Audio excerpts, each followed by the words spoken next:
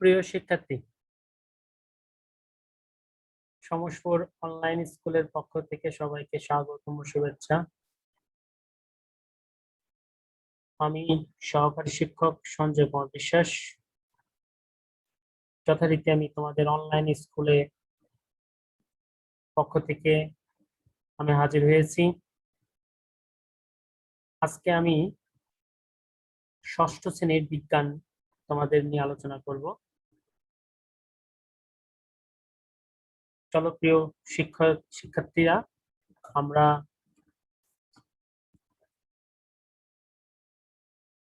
তোমাদের পাঠ্য বইয়ের তৃতীয় অধ্যায়, সবাইকে স্বাগতম।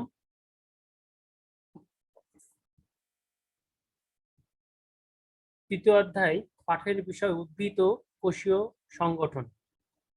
এই বিষয় নিয়ে আজকে তোমাদের আমরা কথা বলবো। প্রিয় শিক্ষার্থী, ছবিতে তোমরা কি দেখতে পাচ্ছ? একটি বাড়ি।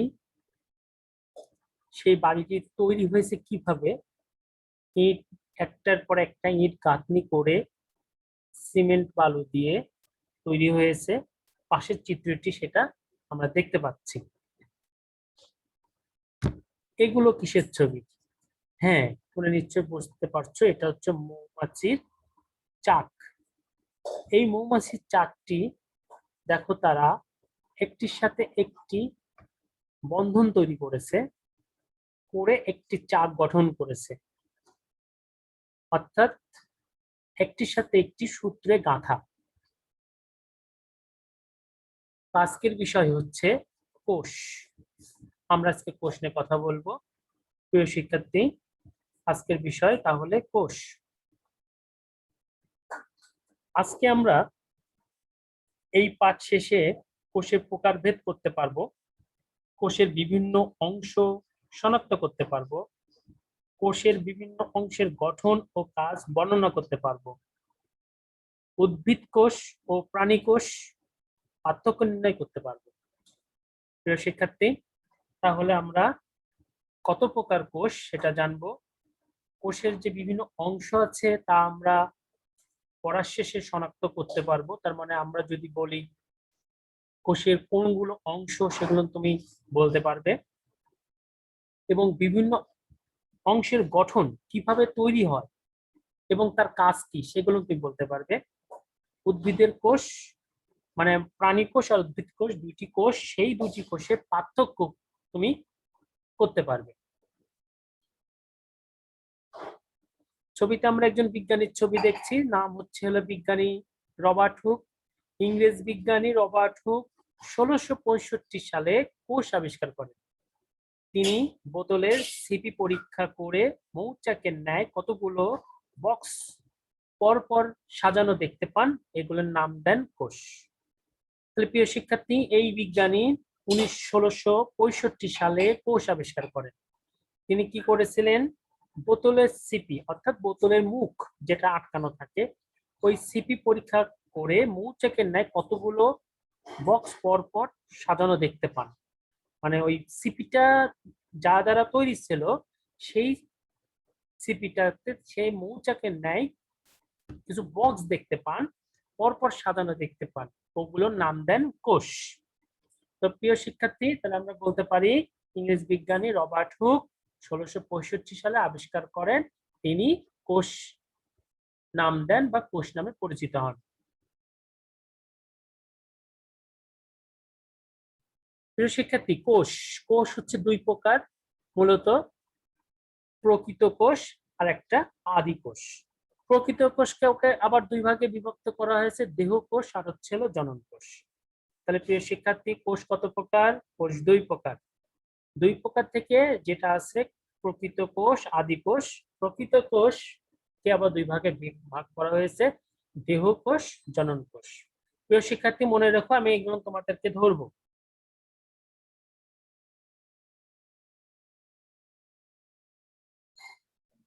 প্রিয় শিক্ষার্থী, আমরা ছবি দেখছি, এখানে বিভিন্ন প্রকার রকমের ব্যাকটেরিয়ার ছবি আছে, আর এর পাশে আছে হচ্ছে নিউক্লিয়াস।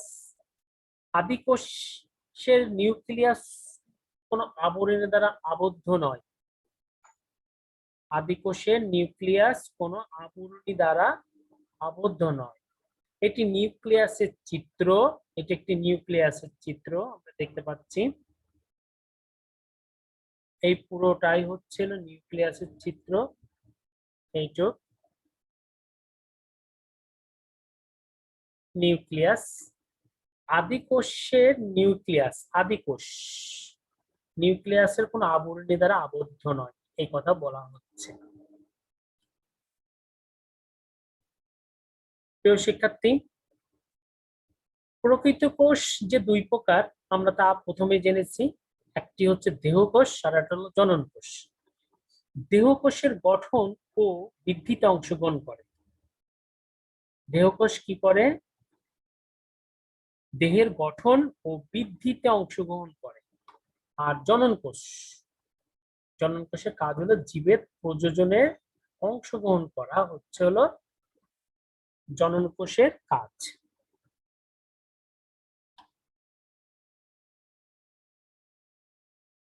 তাহলে আমরা একটি প্রশ্ন করি, কোষ প্রধানত কত প্রকার ও কি কি? প্রকৃত কোষ কত প্রকার ও কি কি? প্রিয় শিক্ষার্থী, প্রকৃত কোষ প্রধানত দুই প্রকার। প্রকৃত কোষ কত প্রকার? প্রকৃত কোষ দুই প্রকার। এই মুহূর্তে আমরা উদ্ভিদ কোষ এবং প্রাণী কোষ দুটো চিত্র দেখতে পাচ্ছি। এই দুটো চিত্রে দেখো, একটি প্রাণী মানে মানুষের আর একটি উদ্ভিদের, দুটির মধ্যে যে মিল আছে সেই মিলটুকু আমরা এখানে উপলব্ধি করতে পারছি। নিউক্লিয়াস, মেমব্রেন, নিউক্লিওলাস, ক্রোমোজোম, কোষ প্লেট, লুপ্তপ্রায় স্পেন্ডল তন্তু, এটারও আছে ওটারও আছে, অপত্য নিউক্লিয়াস। আমরা একটা পার্থক্য দেখতে পেলাম। এইবার আমরা দেখব কোষের গঠন, একটি উদ্ভিদ কোষ আর একটা প্রাণী কোষ কিভাবে এটা তৈরি হয়। কোষ প্রাচীর, প্রাণী কোষ বাদে, কোষ ঝিল্লি, প্রোটোপ্লাজম, সাইটোপ্লাজম প্লাস নিউক্লিওপ্লাজম, সাইটোপ্লাজমীয় অঙ্গাণু, 5 নিউক্লিয়াস। এইভাবে কোষ, এই 5টা দ্বারা কোষ গঠন হয়।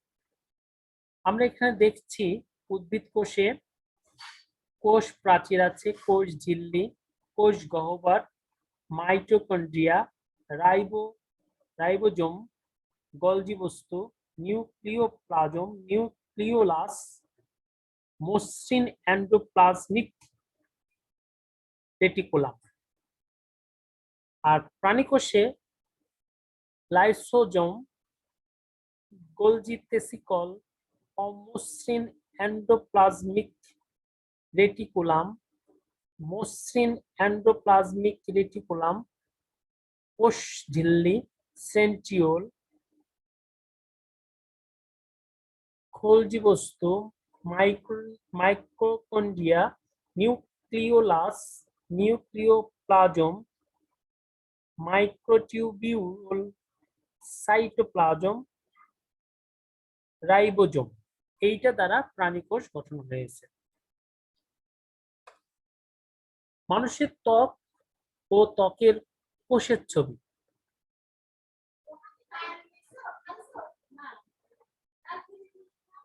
একটি পেঁয়াজ, একটি পেঁয়াজের কোষ চিত্র, মানে পেঁয়াজটি আমরা যদি অনুবীক্ষণ যন্ত্রের মাধ্যমে দেখতে পাই তাহলে এভাবে দেখতে পাবো।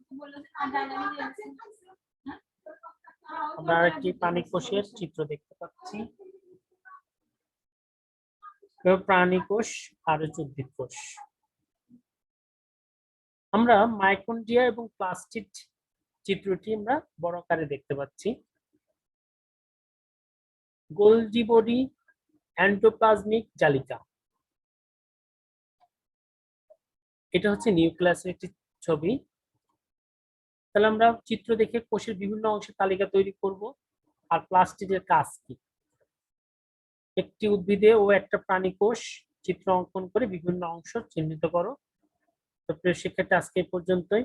সবাই ভালো থেকো। ধন্যবাদ।